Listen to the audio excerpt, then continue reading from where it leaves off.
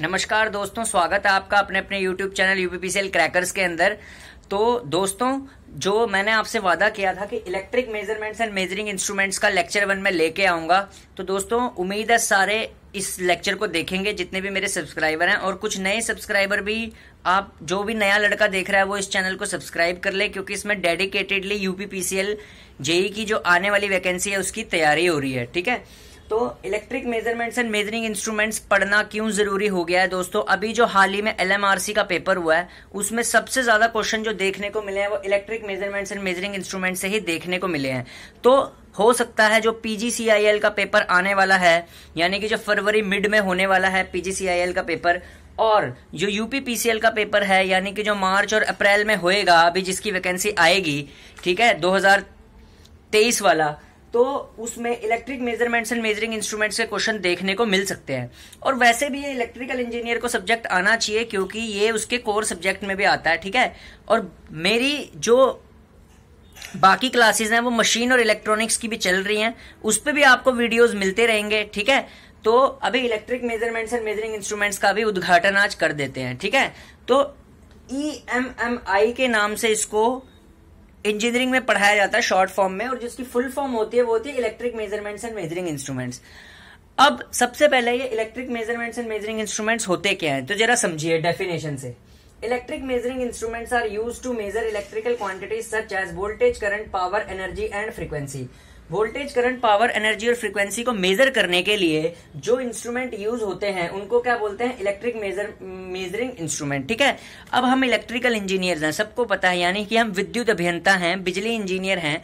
तो वैसी बात है, अगर हम किसी सब स्टेशन में काम कर रहे हैं और उस सब स्टेशन में हमें करंट मेजर करना है, वोल्टेज मेजर करना है, पावर मेजर करना है, फ्रीक्वेंसी मेजर करना है, तो इन सब क्वांटिटीज को मेजर करने के लिए कुछ मापन यंत्र होने जरूरी हैं। उन्हीं मापन यंत्र को कहा जाता है electric measurements and measuring instrument, यानी कि current, power, energy, frequency, voltage, जितनी भी इलेक्ट्रिकल क्वांटिटीज हैं उन सबको मेजर करके जो हमें दे उसको क्या बोलेंगे?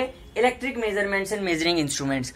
अब classification of measuring instrument, measuring instruments जो हमारे हैं वो किस तरीके से क्लासिफाई हो रखे हैं, यानी किस तरीके से विभाजित कर रखे हैं, बांट रखे हैं हमने। तो देखिए, जो हमारे पास मेजरिंग इंस्ट्रूमेंट्स हैं वो हमने दो हिस्सों में बांट रखे हैं।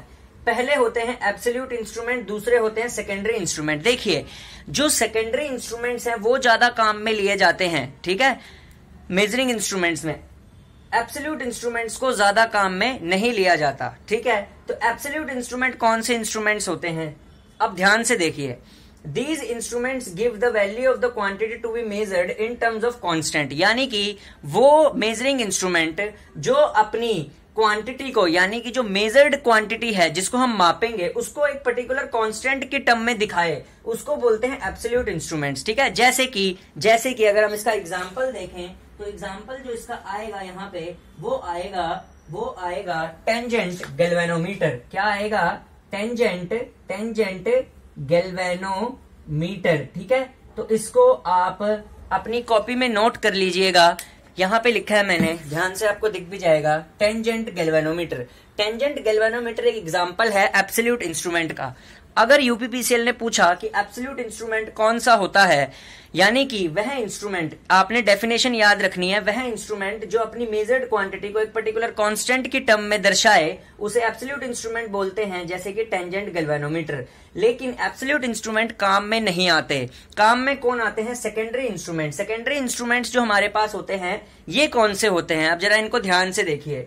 In these type the electrical quantity is measured directly in terms of deflection, यानी कि जिन इंस्ट्रूमेंट्स में जो इलेक्ट्रिकल क्वांटिटीज हैं वो डिफ्लेक्शन की टर्म में मेजर्ड हो। डिफ्लेक्शन कैसे? नीडल घूमती है ना ऐसे करके, ठीक है, जो डिफ्लेक्शन की टर्म्स में अपनी मेजर्ड वैल्यू को बताए, क्वांटिटी को बताए, उनको सेकेंडरी इंस्ट्रूमेंट्स बोलते हैं। ठीक है, और यही काम में आते हैं।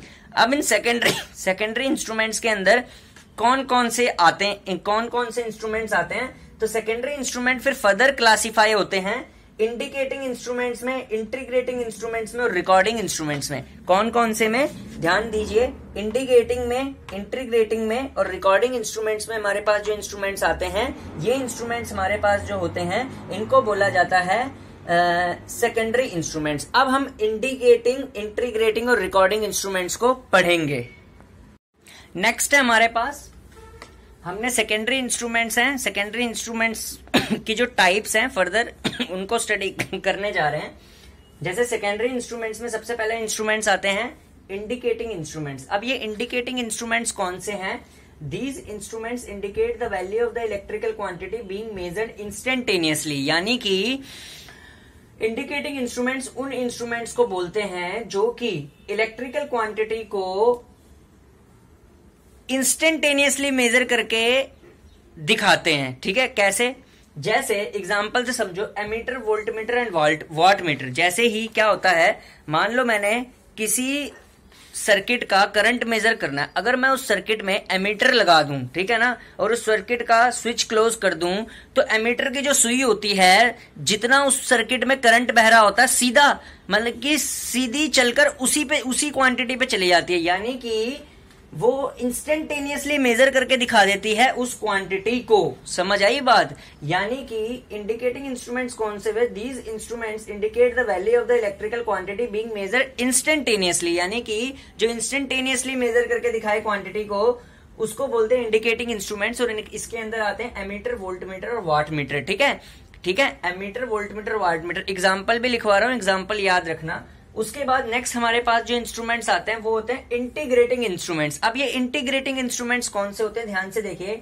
These instruments add up electrical quantities in a given time are called integrating instruments. यानी कि वो इंस्ट्रूमेंट्स जो इलेक्ट्रिकल क्वांटिटी को इंटीग्रेट करे। यानी कि इंटीग्रेशन का मतलब क्या होता है? छोटी चीजों को, हिस्सों को एडअप करके कुछ बड़े में कन्वर्ट करना, उसको बोलते हैं इंटीग्रेशन। छोटे छोटे हिस्सों को।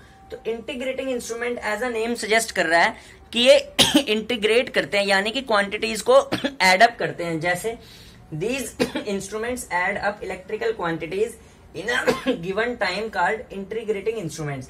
यानी कि जैसे कि एनर्जी मीटर। एग्जाम्पल क्या हो गया इंटीग्रेटिंग इंस्ट्रूमेंट का? Energy metre. एनर्जी मीटर क्या करता है? ध्यान से पढ़िए, यहां पे लिखा भी हुआ है। इन दीज इंस्ट्रूमेंट्स यानी इंटीग्रेटिंग इंस्ट्रूमेंट्स, जैसे कि एनर्जी मीटर होता है, तो एनर्जी मीटर में क्या होता है? In these instruments there are set of dials. यानी कि डायल्स का सेटअप होता है। डायल्स यानी जिससे मेजरिंग डायल्स का सेटअप होता है, जो एड अप करता है इलेक्ट्रिकल क्वांटिटी को। यानी थोड़े थोड़े अमाउंट की इलेक्ट्रिकल क्वांटिटी को एड अप कर देता है, फिर total amount of the electrical energy supply to the load at a given time indicate करता है। किसको? इंटीग्रेट करके। ठीक है, यानी कि एनर्जी मीटर ऐसा काम करता है। तो याद रखना, इंटीग्रेटिंग इंस्ट्रूमेंट का एग्जांपल कौन सा हो गया?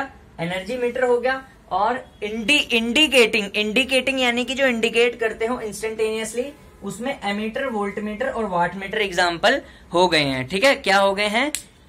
इंडिकेटिंग का ammeter, voltmeter and wattmeter, integrating का एनर्जी मीटर एग्जांपल होता है। ठीक है, तो ये तो रहा हमारे पास